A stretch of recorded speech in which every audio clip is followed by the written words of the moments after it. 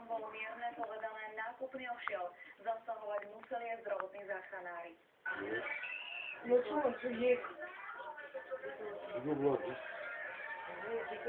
O 11. večer sa predtým vo vnútri jedného z tých supermarketov začalo nákupné šialenstvo. Stovky ľudí prišli utrácať peniaze za tovar zľavnený o 30 až 60%.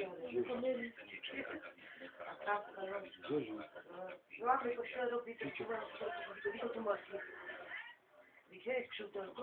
A tam to fajnie, no jest od tego strona kiedy się... I potem przyszło się...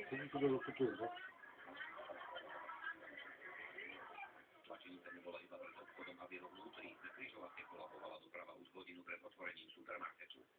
Tak, no rodziną, wysoką. Po nakupovaní sa mimo kamery nám v prieskume priznali, že minulý priemere o 40 do 80 eur.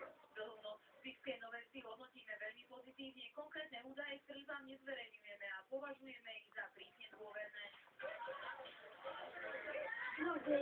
V tlačenici bola zranená jedna žena a jedno dieťa, čo bolo prevezené na detské oddelenie Spišskej nemocnice a neskôr prepustené do ambulantnej liečby.